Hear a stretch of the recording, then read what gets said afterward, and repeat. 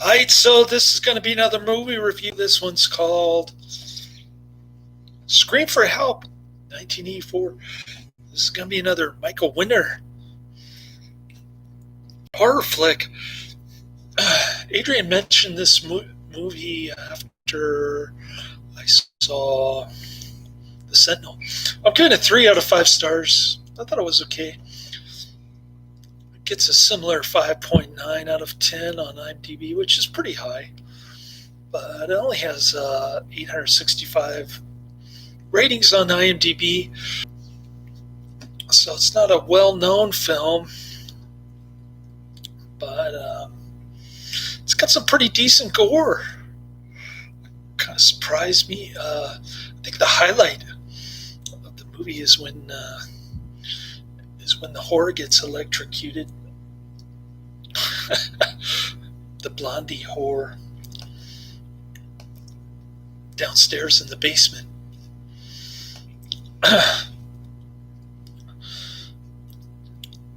So it's about this 17-year-old girl named Christy Cromwell. She lives with a rich mother and her greedy stepdad, philandering, greedy stepdad. So she's convinced that her stepdad is trying to kill her and her mom. Nobody believes her. She goes to a head shrinker, and that just makes matters worse. Just like when his mother and I were doing marriage counseling together, she used it against me in divorce court later. That kind of thing. Head shrinkers are just agents of the state, similar to the lamestream news media. Aaron's favorite channel, CNN. My least favorite. CNN is fake news. The Communist News Network. Corrupt news network. It should be called CCNN because then that would stand for Corrupt Communist News Network. Oh, I see. That makes sense. Yeah, I think people watch CNN To get brainwashed. to see 300,000 people dying from COVID because it keeps scrolling across the screen all the time. The only people who watch CNN are the ones told to be brainwashed. Yeah, I guess so. My coworker watches it at work. I think he's addicted to it because he's scared of the invisible flu virus. Anyways. Oh, I'm scared. I tried to get brainwashed by CNN. Yeah, that's how they make money, scaring people. Anyways, enough about that. Scream. My son likes Ben Shapiro.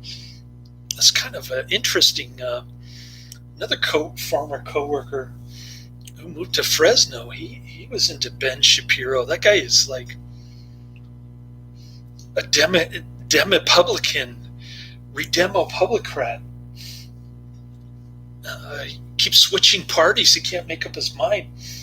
And he doesn't like Donald Trump. But he calls himself Republican. Why doesn't he just stay in the Republican Party?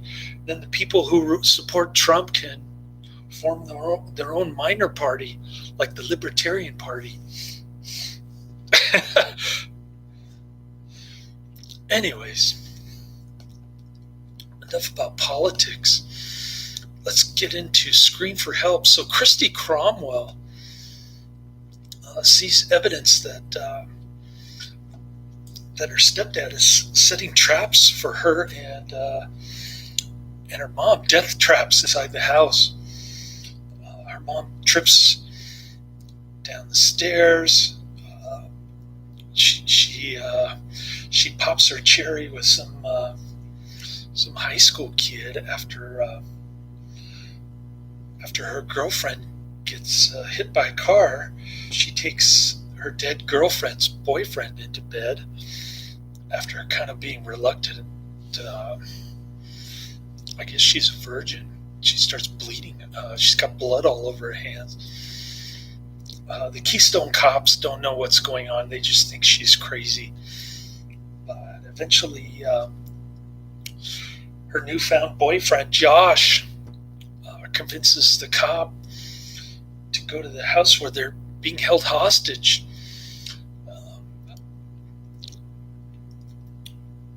The stepdad played by David Allen Brooks, by the way, also known as David Brooks.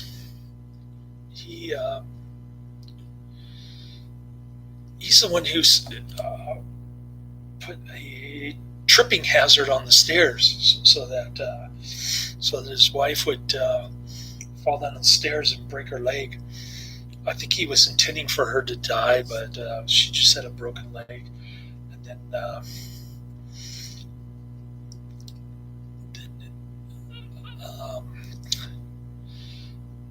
Christy rides her bike to find out that her stepdad is having an affair with this blondie whore.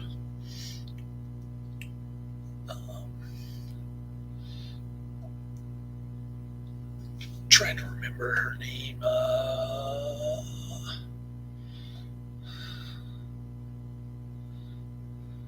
It was something Bowl. Oh, Brenda Bowl. And so she takes a picture. Turns out that Brenda Bowl is also cheating. Her husband is involved in some kind of blackmail agreement between her and husband and wife. So they're plotting to blackmail the stepdad, David Brooks, after the mother and the daughter are killed. So they trap him in the house, lock him up in the basement. Christy is very much a MacGyver type of individual. She learned it in her elective class, which is the only valuable class she learned in high school, apparently. And that was pretty amusing. And she uses the knife a lot. She's got a Swiss Army knife in her drawer. I thought it was pretty cool that she's kind of feisty, fighting back against these guys. And Josh senses that something is going wrong. Christy answers the door, tells him to go away. Josh knew that she was lying, making up a story to make him go away. So he gets the Keystone Cop to go back there, and that's pretty much the movie right there.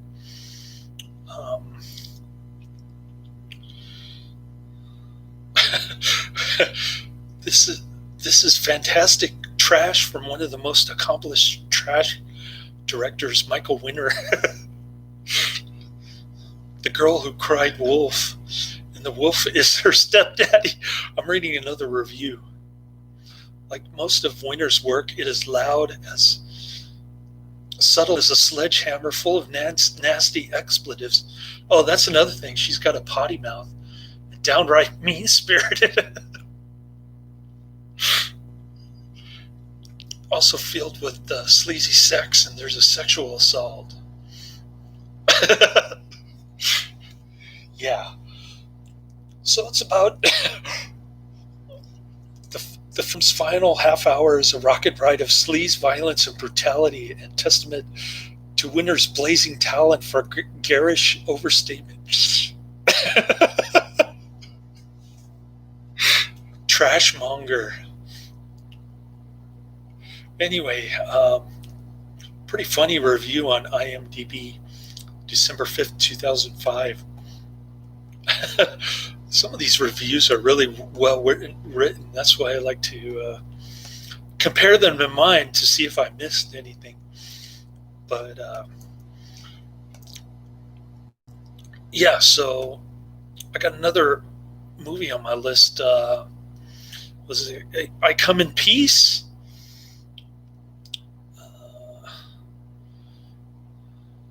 I think it's called Dark Angel in the United States. I Come in Peace. Let's see. I was reading about. Oh, they wanted to use Dark Angel, but it had already been used in a couple of other movies from 1925 and 1935.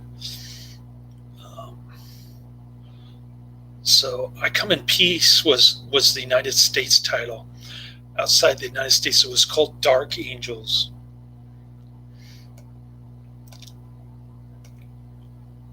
Or Dark Angel, singular, sorry. So I got that one on there. It looked like the director of that one was using the same theme as his Stone Cold movie. Craig R. Baxley, he was using the theme of jaded cop going after drug-related stuff. And supposedly a ripoff on the Terminator, so thanks for mentioning that. I got an extra one to watch. Pretty cool. And I think I'll watch Bikini Beach now after I take a little nap. I got so much mashed potatoes left over from Thanksgiving. But I think I'm going to get through it and finally get to some other stuff like chicken enchiladas, maybe? Something like that. So pretty cool. I got my fajita mix for my tacos, which I haven't bought yet, but I do have the tortillas. I just don't have the meat. And yeah, lots of stuff in the freezer, lots of stuff in the fridge still. I just made some smoothies and I still got fruits left, so hopefully they don't go bad. Cranberries just get kind of wrinkled up. They don't really get moldy or anything. So yeah, cranberries are tough, and if you spill them on the floor, they kind of roll around like Weebles wobble, but they don't fall down, kind of thing. Anyways, yeah, my next one is, just want to be sure that I got the title right. Another AIP movie. Try to squeeze it in. Bikini Beach from 1964. That's it. That's the end of my review. Later. Are you watching?